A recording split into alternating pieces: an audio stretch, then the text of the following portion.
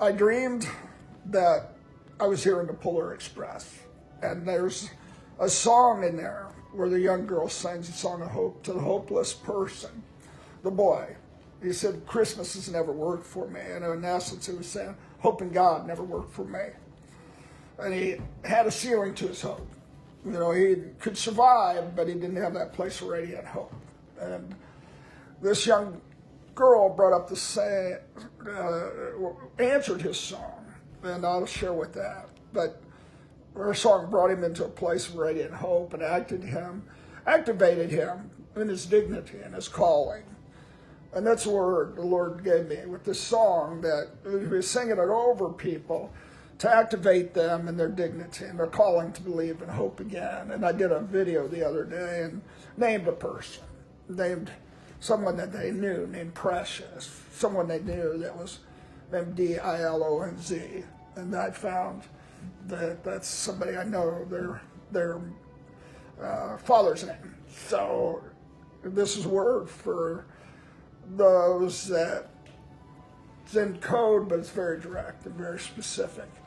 So there's a song that God's bringing that not only secures a heart, but hope activates a heart and advances a heart. As in Acts 10:38, it talks about, Jesus of Nazareth, that he went about anointed with the Holy Spirit and power, doing good and healing all who were oppressed. The daily he looked at, what can I do to love others? And I needed to hear the Lord sing that song to me as well. It's very private, personal.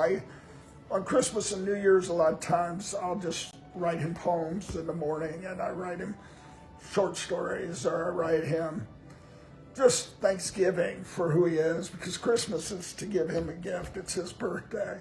For me, and by giving others a gift, you give to him. And so I believe that the dream showed me people that had been like the little boy, and I encourage you to watch that one scene, just where the boy's singing on the back of the train about, I heard about Christmas, or I'd heard about God, but I'd never really seen. And she comes out and sings, oh, to see him with his people and all around the tree, and and finally he starts to sing with her that he's giving himself to believe and hope again. And so I believe many of you are going to be those ones, and me, that went through challenging times, and I didn't respond the best at all in many situations. But that became like the little boy. My hope met a never level of challenge.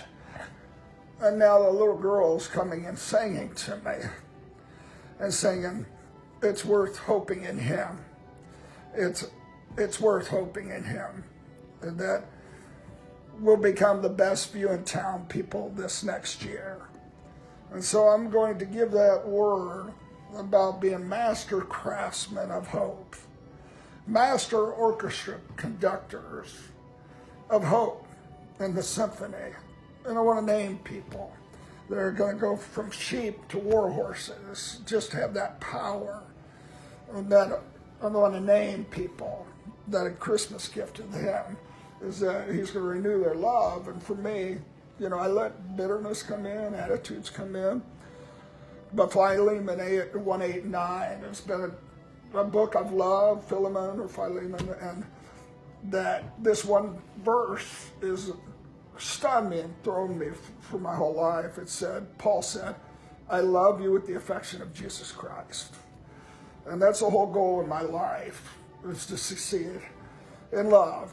And I might have been the worst at it for a while, but Mike Bickle said something for all of your encouragement.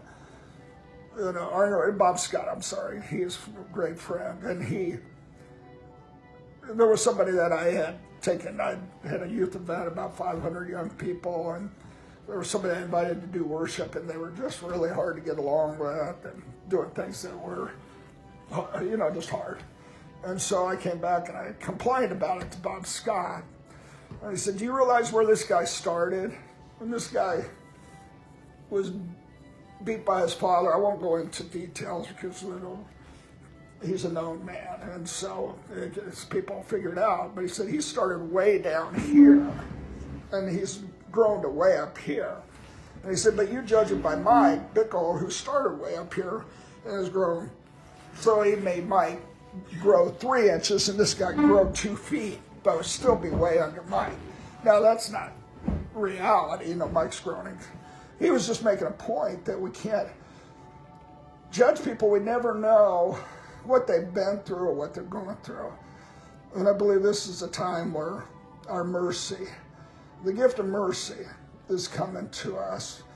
And we'll have mercy for this next generation and insight. And there's leaders that are coming forth that are like this girl on the Polar Express. When she got her golden ticket, it had L on it.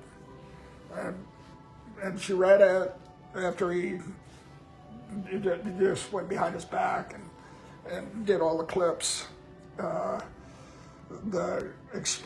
conductor, and gave it back to her, and she said, lead. And he said, no, lead. And so the gift for you is a miracle of leadership and love, and miracle of hope and love, and for me. So thank you for being a friend through the tough times. God bless you. And ask the Lord for this for you. It's the greatest gift, that you would have the affection and the hope of Jesus Christ, and you would get the best view in town. Love you.